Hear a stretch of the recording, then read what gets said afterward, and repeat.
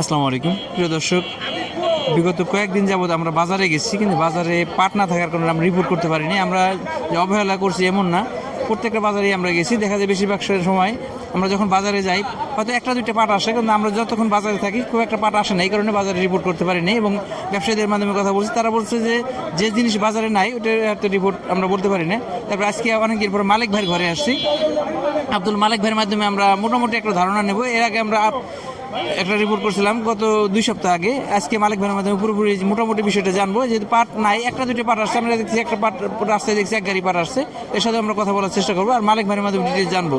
যেহেতু পাটের আমরা দেখছি যে ফরিদপুরে পাটের দাম মোটামুটি আছে, কিন্তু আশেপাশের এলাকায় যেহেতু আমরা অন্য অন্য জায়গায় দেখছি যে 5,000 টাকার উপরে বা কাছাকাছি একটা লেভেলে আছে। মানে পাটের দাম যেটা নিম্নমুখী ছিল সেই দামটা কিন্তু একটু ঊর্ধ্বমুখী।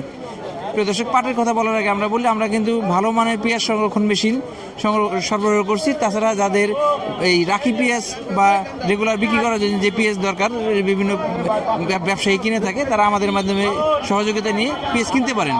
আমরা আব্দুল মালিক ভাইদের মাধ্যমে একটু কথা বলি যে আসলে কি অবস্থায় আছে। আসসালামু আলাইকুম। ওয়ালাইকুম আসসালাম। ভালো আছেন? অনেকদিন পরে বাজারে আসলাম, অনেকদিন পরে আপনাকে পাইলাম।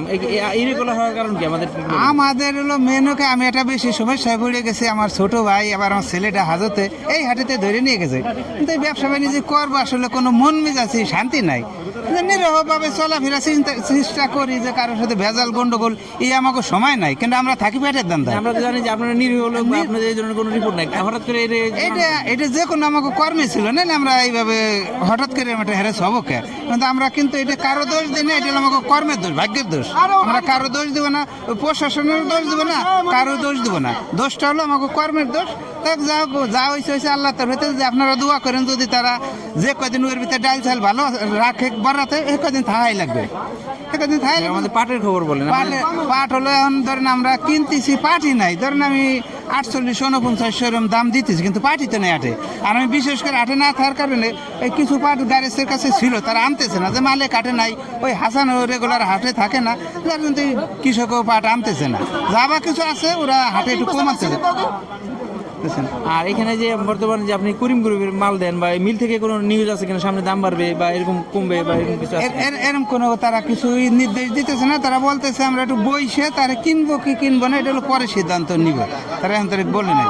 আর দেশের বাইরে পাট দেওয়ার ব্যাপারে কোনো নিউজ আছে কিনা? না, আমি বর্তমানে আমি অন্য একটা টেনশন আছে, যার জন্য আমি বিভিন্ন খোঁজ খবর রাখতে পারতেছি না। আমরা আজকে বাজারটা হলো 4849 হয়, আমাদের ফরিদপুরের বাজার। হয়তো আশেপাশে বেশি থাকতে পারে, আমরা ওইটাই বলতে পারি না। আব্দুল মালিক ভাইয়ের মাধ্যমে যে নিউজটা পাইলাম, প্রিয় দর্শক, আমরা পাট দেখাইতে পারি না, যদি একটা দুইটা পাট পাই আপনাদের কৃষকের সাথে কথা বলে জানানোর চেষ্টা করবো।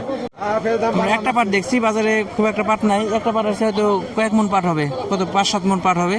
ভাই দাম দর দেখাচ্ছে নাকি? একটা 9 তারিখ দেখাই নেই, মাত্রই আসলাম।